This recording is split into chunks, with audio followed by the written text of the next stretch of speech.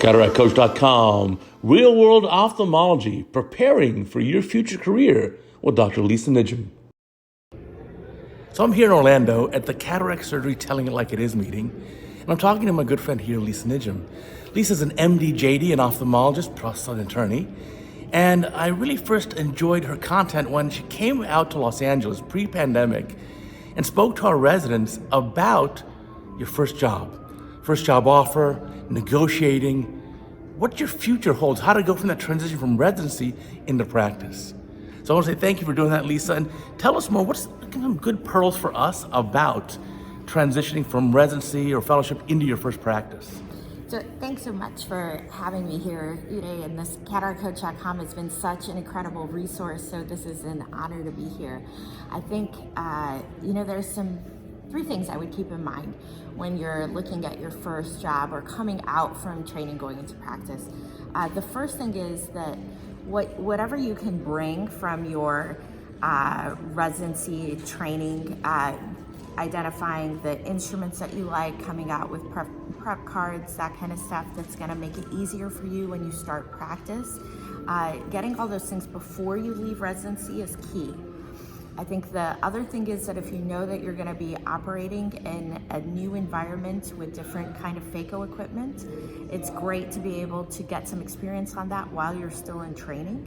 And talking to your attendings and getting new phaco machines to demo while you're still in training will really help you if you're going to new practice. It's a little unnerving to practice, all of a sudden do surgery, and there's no attending in the room other than you. And so, to minimize the newness of a new machine, new equipment, you want to have some familiarity there so it's less stressful. What about your first job contract? How do you look at that, and what are the key points there? What should you negotiate? What is negotiable? Yeah, so that's an excellent question, because that's, I think, one of the areas that we are least prepared for is the aspect of negotiation when we first come out.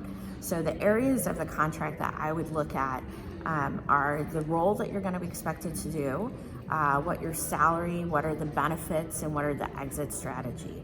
And recognizing that that's going to be different for each person, and so you need to come in with preparation. The preparation is key to figure out what you're looking for and get an idea of what the expectations of the practice before you even get to the written contract, before you even get to that negotiation there. That preparation step, the questions that you ask when you're interviewing for the job, when you're talking to the practice, those things are key to be able to identify whether this is a good match for you.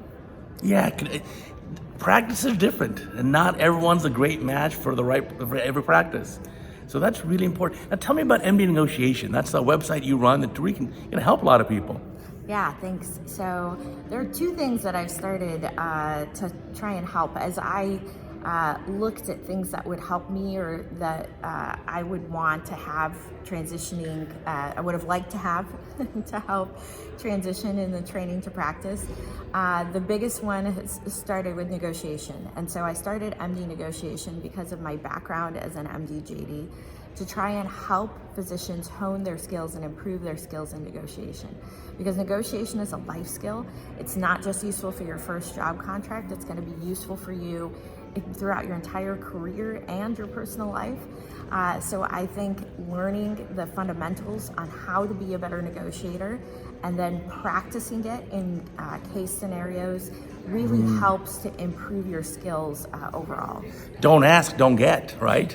The other thing that's very important is, remember, your first job is like your first boyfriend or girlfriend. They may be great, but it may not be the one you're with forever.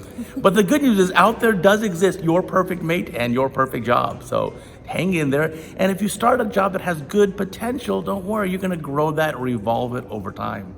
Now tell me about your other project. You got another project going on, which is really exciting. I do, and it is something that I think the entire CataractCoach.com audience will benefit from. So I started realworldophthalmology.com because what I looked at was that there are gaps in our education. We can't learn everything that we need to know in training, that we learn in training, we need to know in practice.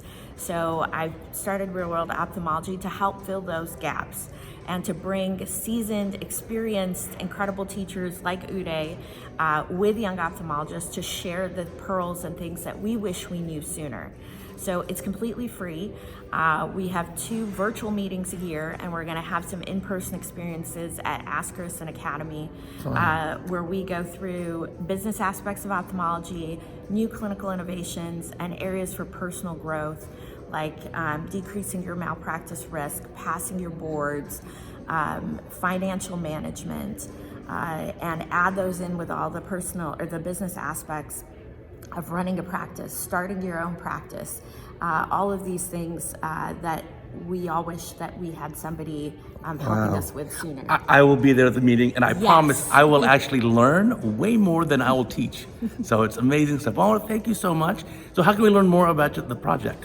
There's going to be a link below at realworldophthalmology.com.